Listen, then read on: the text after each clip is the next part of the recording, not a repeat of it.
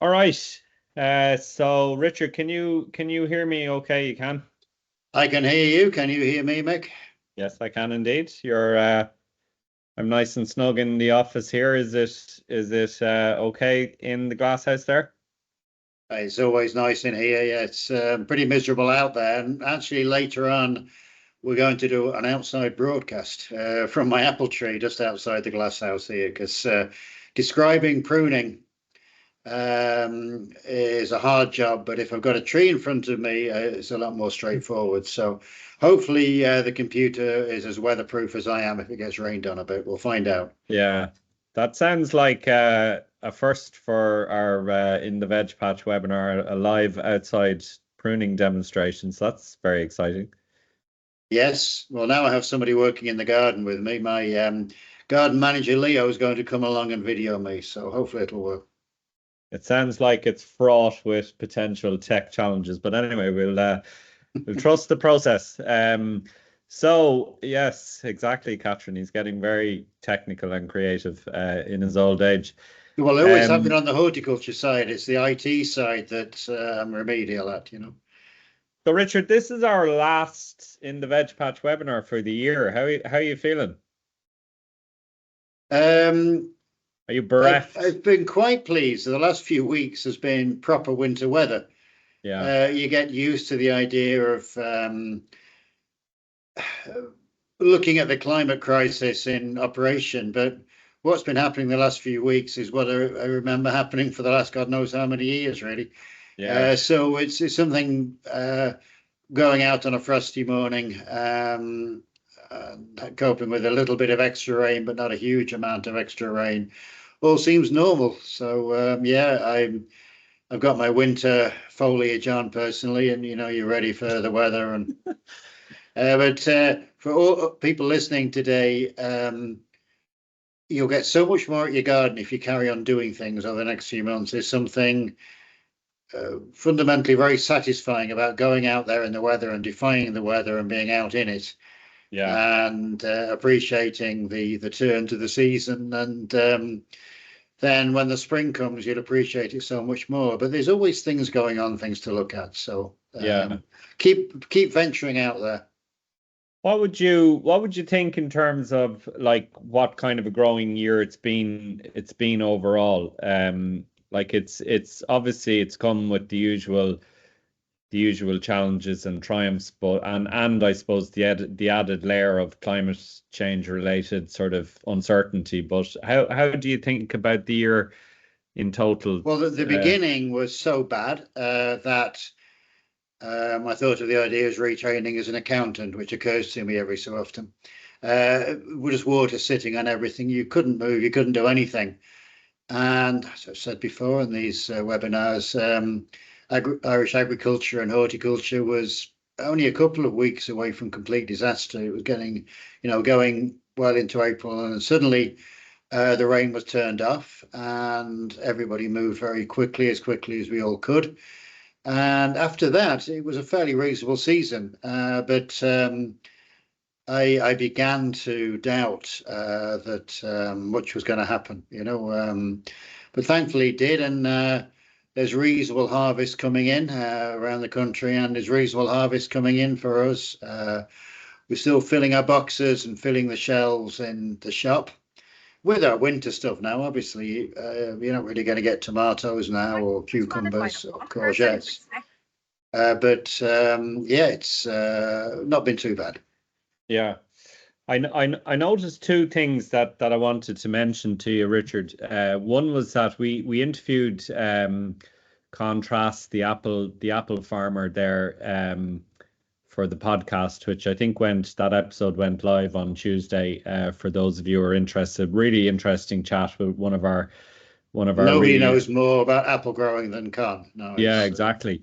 But he kind of was saying, funnily enough, he's had a pretty good year this year. But he said that one thing he said almost in passing, which just sort of blew my mind, was that in Poland, this year the apple crop, which is now one of Europe's biggest suppliers of apples, because they used to send all their apples to Russia, but since the war in Ukraine, diverted all their stock. They don't export any apples to Russia anymore, and they're sending them all to the West now, to Europe.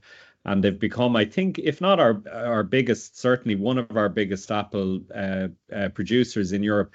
And their crop was down 70% this year, which I just thought like is must be an absolute business killer, like for that level of drop in production.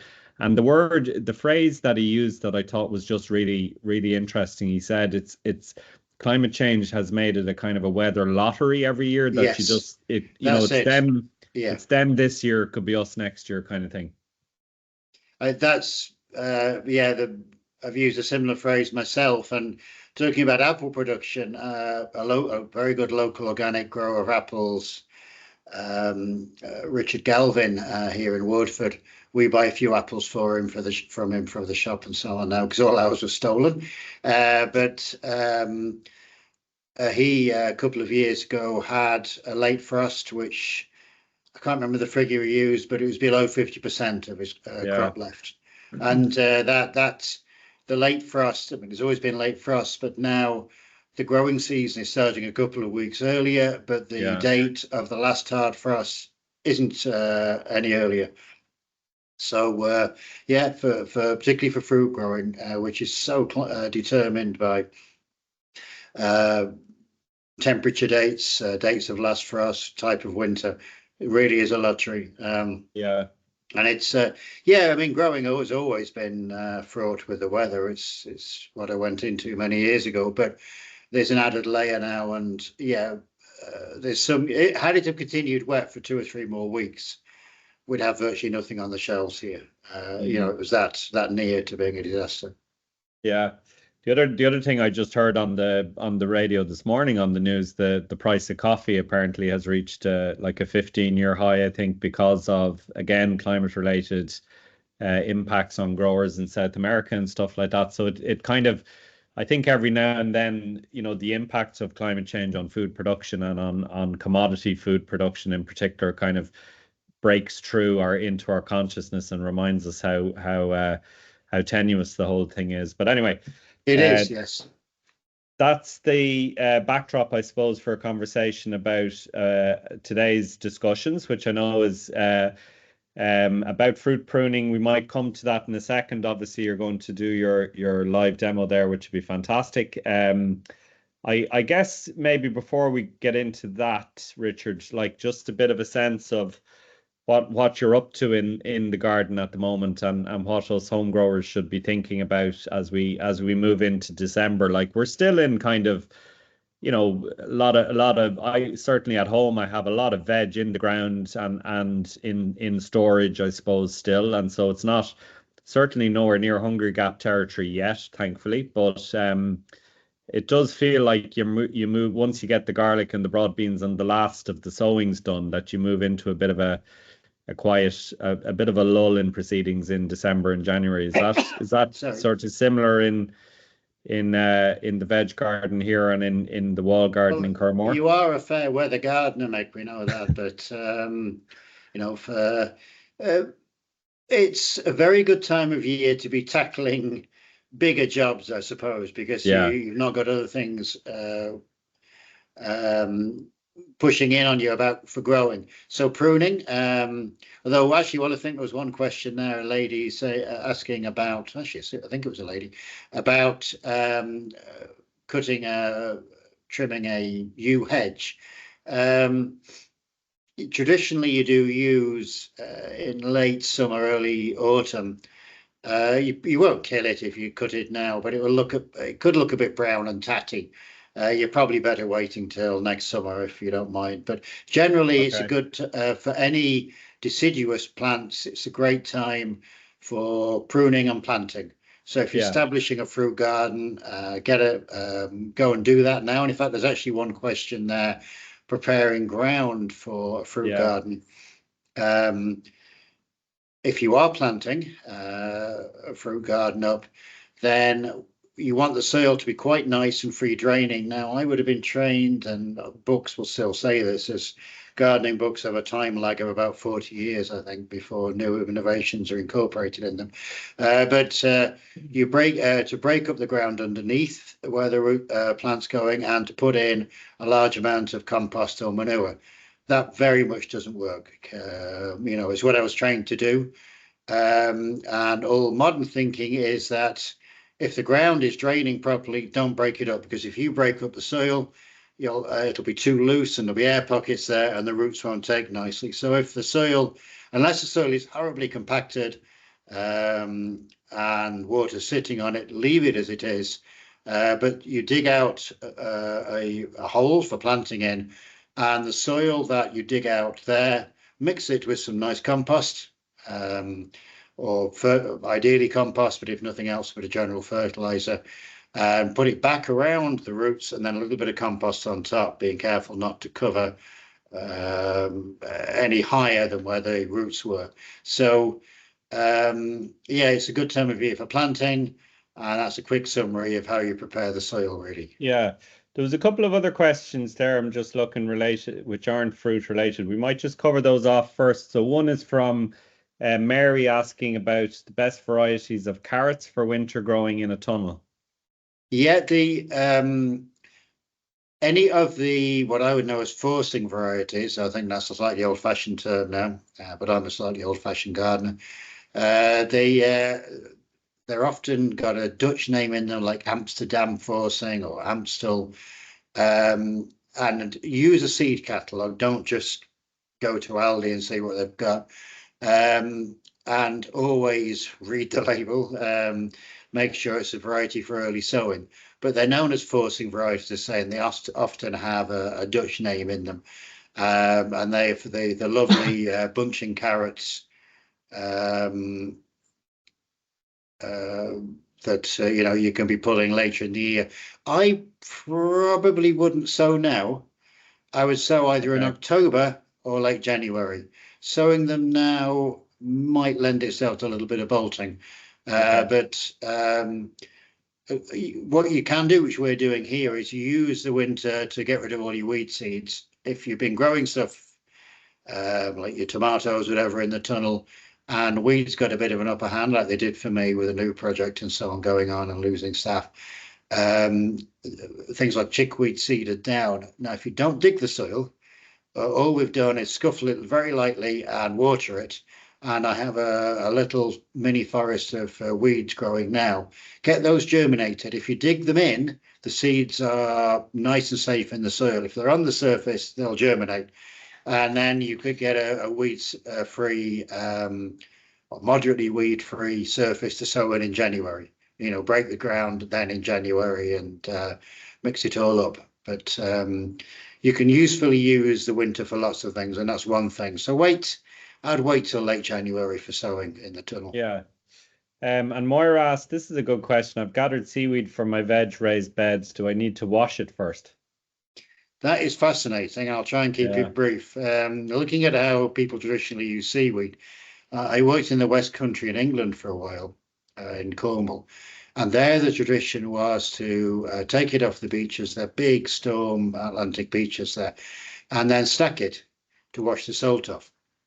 In Ireland, tradition is, talking to various older farmers and growers, to take it straight off the beaches and put it down. Looking at that, various logical reasons why the soils are different here. Beaches tend to be different, but we're in Ireland, so use the Irish tradition, I would suggest. And that is to take it straight off the beaches, put it straight on the land, unwashed, because people told me, it's the second storm that brings the salt onto the seaweed. So take it very fresh, go down there straight after the storm and get it. Don't overdo it because it's part of the ecosystem on the beaches, but it's a superb soil improver. And the Irish tradition seems to be to drop it on the surface straight on, and not to work it in, to allow it just to rot in. So I wouldn't want to improve on that. That seems to work well. Yeah, and would there be any sense the saltiness might deter slugs?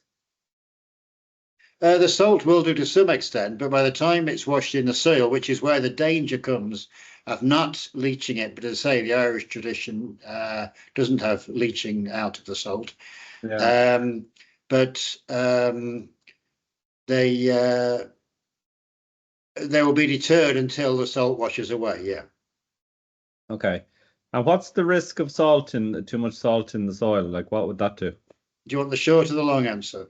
Oh, like always the short answer, Richard. If I ever ask you questions, like always the short answer. That's a good rule of thumb for me and my. Right. The short answer is it destroys soil structure.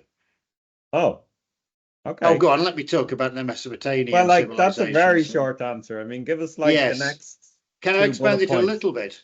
The next two bullet points and then stop Okay. because you know. It's led to the destruction of soils in what's now Iraq and destroyed the early civilization there using brackish irrigation water.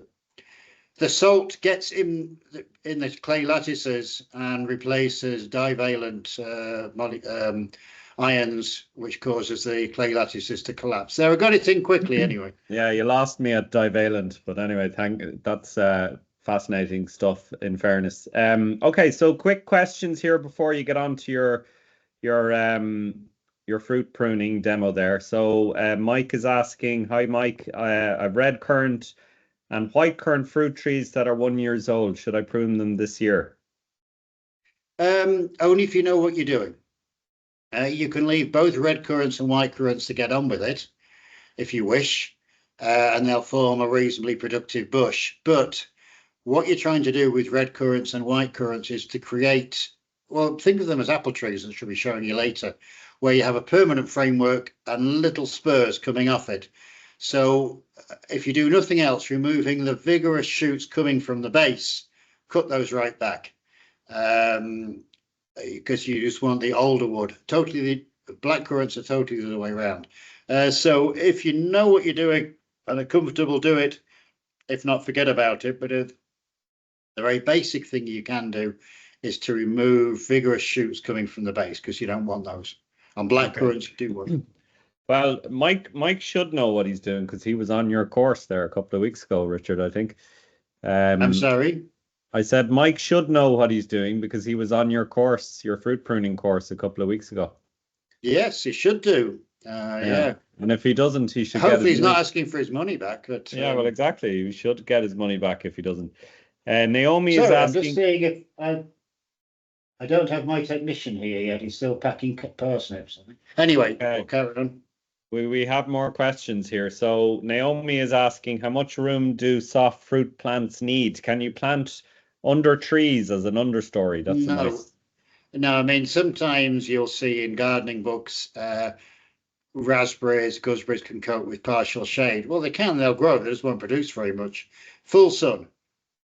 What if it was under a south-facing tree? Like, would that not work? I'm sorry? If they were under a south-facing tree and they weren't too sort of shaded, would that work? Root competition as well, really. Yeah. Grow ornamentals or plants for pollinators under trees. For good productive fruit and veg production, have stuff away from hedges, away from trees. Yeah, okay. And in full sun. What about strawberries? Would strawberry works in a situation like that? They wouldn't have as deep roots and things. Sorry, Mick, are you a bit hazy on me there? What's that? I said, would strawberries work in that situation if they're no full sun? Right, okay. I mean, what you could, if you're putting strawberries in containers, and they're one of those things that actually does fairly well in containers, and they're in full sun, then if they're in a container, they're not suffering root competition with the tree. So you could actually put a strawberry growing container, not under a tree, but fairly near a tree on the south side of it. Okay. As long as it gets full sun. Okay, and Naomi also asking about how much room a cob nut tree needs. Sorry, that was the question that popped up there. Sorry, is that what I'm answering? No, it's an earlier one about how much room a cob nut tree needs. Cob nuts, I put mine in here at between 3 and 4 meters. You could probably go 5 meters as well for a mature tree, you know. Okay. Give them plenty of room and a good rich soil. Okay. And then be patient. It takes them a while to get into fruiting. Okay. And Dee is asking there, she lives in rented accommodation and there's a damson tree out the back of the garden that has been allowed to grow out of control over the past few years. By the looks of it, it's very big. Can I cut this right back or will I harm it? Cut it right back if you know what you're doing. If you're not too sure, then don't, basically, you know. Always have an idea of precisely what you're going to do if you start going on attacking a tree. Yeah. Okay. It sounds like it's out of control though, that she needs to cut it back. That's what that one sounds like. Out of control. Yeah. Does that just mean it's growing vigorously? Because often people impose the idea of tidiness on a tree rather than, you know, trees. It could out of control could mean it's growing vigorously. I'd have to see it really to. Yeah. Okay. It's far too big for the space, she says. So I Sounds suppose like a chainsaw pruning then. yeah. Okay. I'm Okay. just going to phone up my technician here because I think he's completely forgotten. Mick, you can talk for a moment there. Yeah. Okay.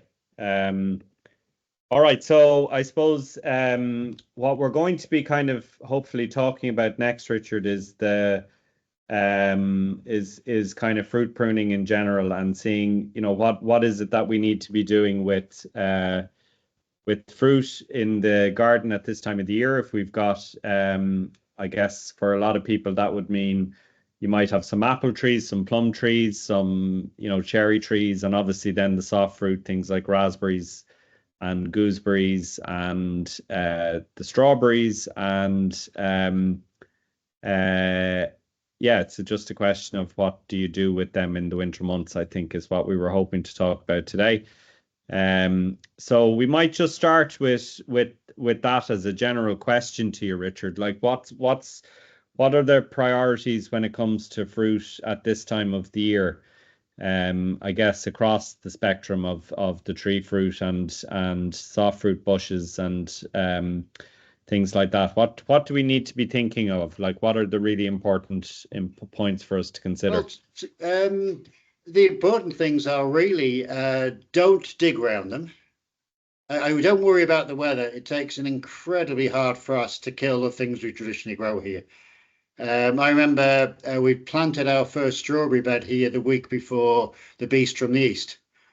And they came, all plants sailed through it, weren't bothered at all. So don't worry about the sort of cold we get here. But what you don't do, don't tidy up around fruit by digging roots out. You're much better off covering it with something to kill weeds because all fruit, top fruit, soft fruit, likes to have feeding roots along the surface. So mulching is a really good idea. And we mulch ours and then we annually cover them with perforated plastic, but we never ever dig around them. What are you main mulching thing. with? Our own compost. Okay. Don't use grass cuttings. You can use cut grass, you know, trimmed grass that's a bit long and rough. But grass cuttings tend to form a slimy layer that doesn't let oxygen through and can damage the roots quite a lot. So compost, any sort of rubbish, I mean, if you're covering over with something like perforated plastic or cardboard, then you can throw any sort of stuff down there, newspaper or something if you want to, or the cardboard itself can rot. So anything to add organic matter to the soil compost with some nutrients in is the best. Or well-rotted farmyard manure. What about leaves? Would they work as a mulch? Sorry, Mick, you keep breaking up on me. What about leaves? Leaves, yeah, you can put leaves on the surface. There's no feed value in them. But what there is a lot of organic matter. It's really good idea to feed them if you want a good crop. So if you don't have any compost or manure available, you can give them something like leaves, and in the spring give them a general fertilizer. Okay. What about potash, Richards? The taking ash from a wood fire, I've Yeah, heard well, that people. potash is just potassium carbonate. Wood ash is one source of it. It's a nutrient that plants, fruit trees need in a fairly large quantity. Seaweed is a good source, but that's not the sum total of your feeding. As I always tell people, give a balanced feed. My Yeah. compost is a balanced feed. I've had it analysed. Farmyard manure is to some extent a little bit high in nitrogen for fruits. Hi, Leo. My technician is here, who was the garden manager till 2 minutes ago. He's now my IT technician. Okay. So shall we go out there and do some pruning? Go for it. Go for it. Right. So I'll just, so you're not, I'll just mute.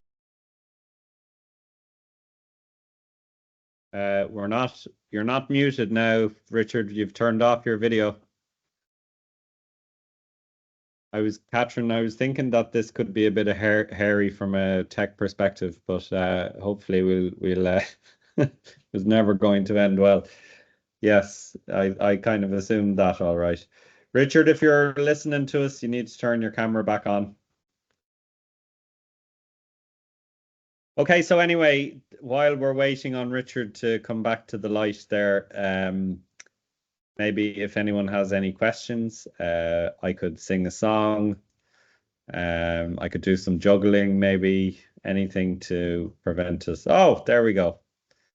Need to take yourself off mute as well. Okay.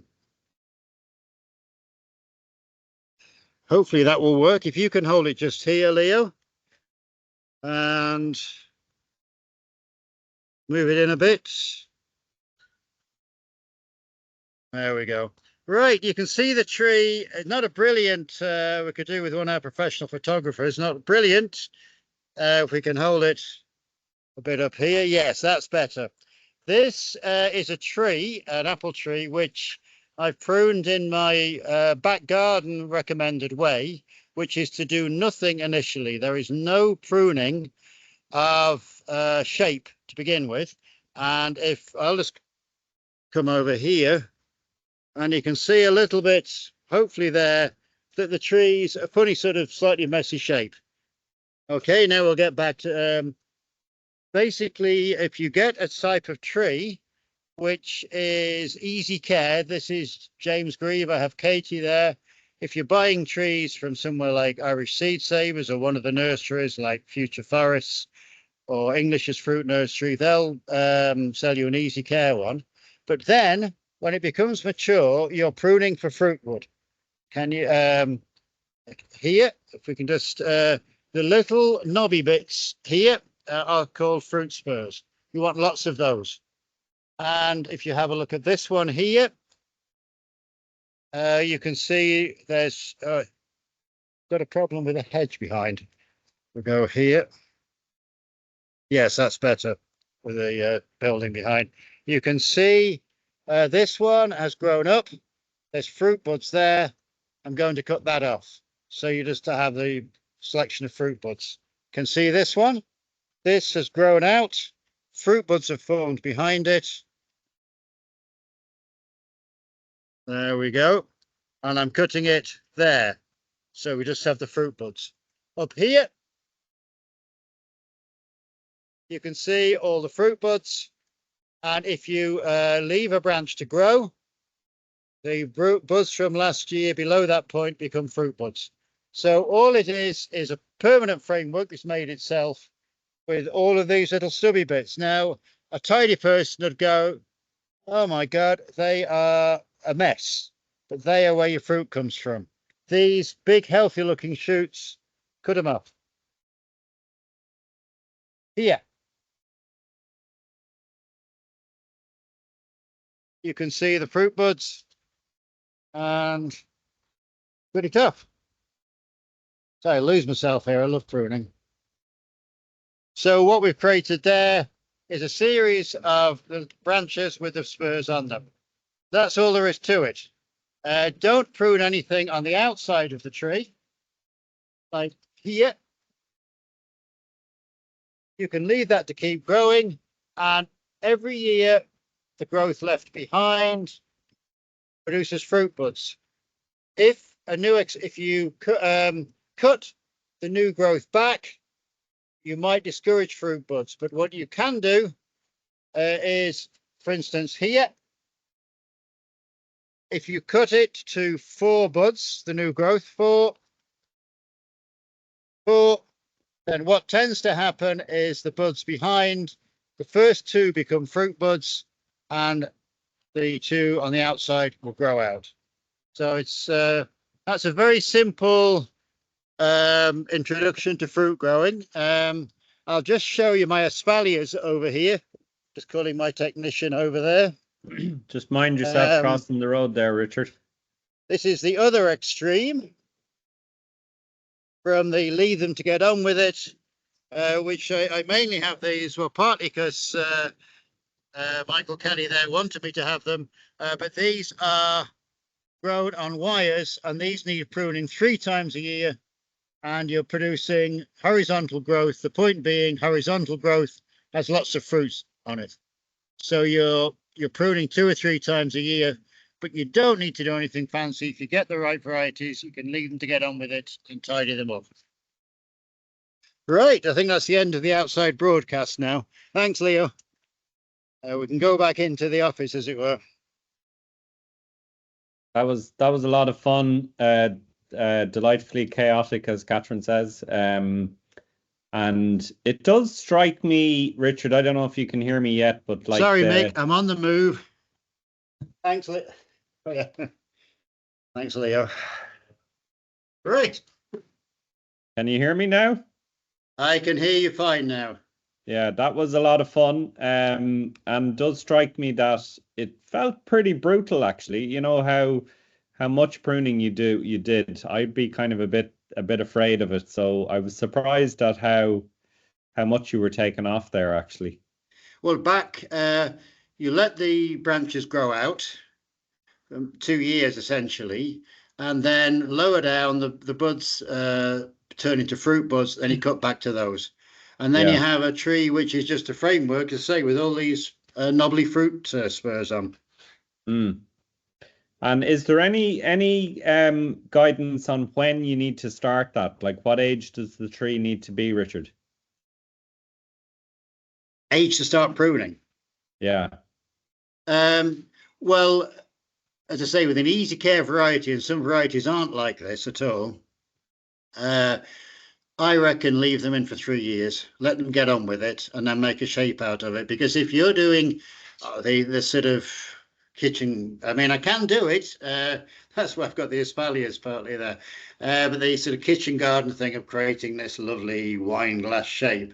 Actually, if you start cutting hard on the young tree, you tend to get growth that does that. It's actually quite hard work to make it horizontal. If you leave it to grow, lots of branches are pushed out horizontally because the vertical shoot produces hormones which pushes the others out.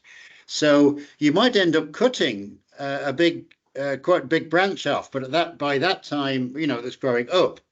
But by that time, you've got your horizontal branches. So if nothing else, if you've left it for 3 years, you've got plenty of opportunities to learn fruit growing. Hey, come on next year's fruit course here. But talk to the nursery. Don't buy your plants from Lidl. Talk to the nursery. Ask for a variety that grows itself a little bit, and then you should be grand. Yeah.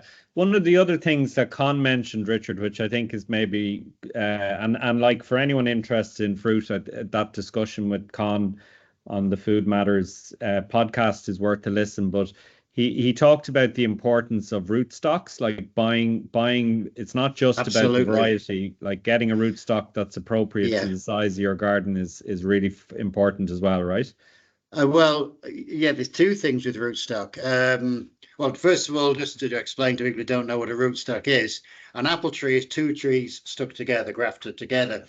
And the top part is the variety. So you can have a Cox's Orange Pippin on a rootstock that will grow a tree of like 2 meters high, or you can have it on the other extreme, a rootstock that will grow a tree of 6 meters high, 10 meters high even. For your back garden, you can put a very dwarf tree in, but if you're trying to manage it organically without much of a spray program and so on, then the really dwarfing rootstocks, in my experience, make them a bit more susceptible to pests and diseases. I would recommend the rootstock MM106, which is a moderately vigorous one. Those trees will grow to 3 or 4 meters. They were on 106, the ones I pruned there, because they're competing a little bit with a hedge. It's sort of like a demonstration, not quite perfect back garden situation is the idea. They're pushing to about 2.5 meters now. So MM106 is the rootstock I'd recommend. A moderately vigorous freestanding tree that still won't grow ridiculously huge for a back garden. Yeah. I know some people like Waterford people might have heard of Legacy Cider, which is a company down here, and we use the cider for various I've dishes. never offered any. Have you not? No. What? No, it's what you can give me for Christmas then, like an out-of-date box of cider then. So anyway, Liam from Legacy Cider, his father invented a miniature apple tree called the coronet apple that has two. It grows in pots, and it's a tiny little one that has two varieties, I think, separate varieties of apple on one small rootstock. Don't recommend that for back garden people. You don't? No, I've trialed those just to see how they behave. But sure, it is for back garden people. Like that's what it's for. Different varieties need different amounts of pruning. And unless you prune vigorously and very well, one variety will tend to overtake the other. Right. In my experience. So they're certainly worth a go if you're confident about pruning. Yeah, I don't know if he still sells them because I know it was his father. His father invented it, and I think Liam is more into the cider now. But anyway, we'll take one last question, and then we're going to have to finish up because we're up against time. From maybe two quick questions actually, because Margaret's just come in with a very good question. Do you need to plant 2 trees for pollination? I think it depends on the variety, does it? You need to plant. This is a short answer, but you basically need to plant 2 trees that produce flowers about the same time. It's called a pollination group. So 2 different varieties. So ask the nursery if the trees are in the same pollination group when you have two apples there. If you have crab apples around, or in a semi-urban area where you have other apple trees around, they could well do the pollinating for you. Yeah. Okay, and then last question from Colm, who gets the accolade of the final question of 2024. Any tips for blackcurrant pruning? I pruned last winter, got very little fruit. I probably didn't cut enough old wood, but these are fairly old bushes, and all the main stems look old, so I'd be losing most of the bush. Instead, I just tried to do the goblet in inverted commas. Sounds like blackcurrants. You're not pruning for shape. You're pruning to have about 1/3 of the wood replaced every year, so you want new vigorous growth. So the oldest looking growth you prune out. Don't apply that to the oldest looking gardener Mick in the place. You prune out and replace with vigorous shoots, but don't overdo it. So I would probably not prune them at all if you had a very poor crop this year, unless you pruned all the vigorous stuff off last winter. I don't know, but a light pruning, just removing 1 or 2 of the older branches if you are going to prune. You're trying to all the shoots get replaced over a 3-year cycle. Okay, brilliant. All right, well, thank you, Colm. That was a great question, and thanks to everybody, I suppose, for joining today, but also everyone who's joined during the year. We've had a lot of very much. Yeah, we've had a lot of fun doing these, and we'll continue them hopefully into next year. Thanks to Susanna, who did a huge job for us building up the audience during the year, and Catherine for spreading the word. So thanks a million. Look forward to continuing the conversations next year in whatever form. And in the meantime, have a happy and don't stop Christmas. growing over the winter. Yeah, are we allowed to say Happy Christmas? Is it too early for that? Far too early. Well, yeah, there's a lot of talk in my house about buying the Christmas tree this weekend. I will say that much. So anyway, it's beginning to look a lot like Christmas, Richard, as they say in the Not song. really for me. I have pigs and hens to feed over Christmas, so I'll have to take up another religion this year. All right. Thanks a million, everybody. Enjoy Thanks, your Mo. December. We'll see you all soon. And Talk thanks to you for in the new joining us. year. Thanks, Richard.